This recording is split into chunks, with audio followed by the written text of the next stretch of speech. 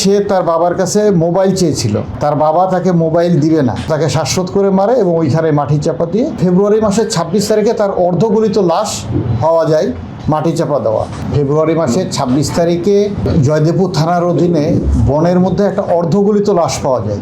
এই অর্ধগলিত লাশটা পাওয়ার পরে তখন আমরা আমাদের টিম, জেলা পুলিশের জয়দেবপুর থানার একটা চৌকস টিম ওইখানে অভিযানে নামে।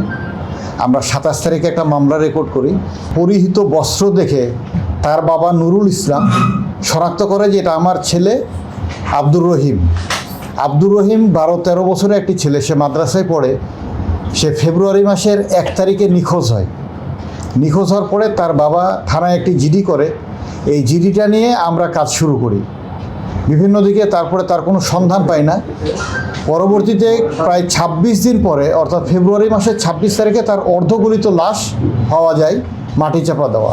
বসুন্ধরা ডায়াপেন্ট এখন আরও উন্নত। এই হট এয়ার থ্রো টপশিট দ্রুত শোষণ করে সোনামণিকে দেয় কোমল অনুভূতি। আমরা আমাদের চৌকস টিম অভিযানে নামার পরে আমরা সন্দেহভাজন হিসেবে তার ভাইকে প্রথমে গ্রেপ্তার করি। তার ভাইয়ের স্বীকারোক্তিমূলক জবানবন্দিতে আরও দুজনকে আমরা গ্রেফতার করি এবং এই ক্লুলেস মার্ডারের রহস্য উদ্ঘাটিত হয়। তার ভাই বিজ্ঞ আদালতে ১৬৪ ধারায় ঘটনার সহিত জড়িত মর্মে স্বীকারোক্তি প্রদান করে। বিষয়টা ছিল যে সে তার বাবার কাছে মোবাইল চেয়েছিল, তার বাবা তাকে মোবাইল দিবে না, যে এখন দিবে না।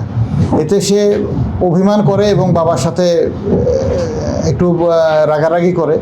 তার ভাই মূলত তাকে শিক্ষা দেওয়ার জন্য তাকে নিয়ে যায় জঙ্গলের ভিতরে এবং তাকে ভয়ভীতি দেখায়। পরবর্তীতে সে যখন তার ভাইকে বলে যে তুমি আমাকে এভাবে ভয়ভীতি দেখালে আমি বাবাকে বলে দিব, তখন সে সিদ্ধান্ত নেয় যে তাকে মেরে ফেলা এবং তাকে শ্বাসরোধ করে মারে এবং ওইখানে মাটি চাপা দিয়ে ঢাকা দেয়।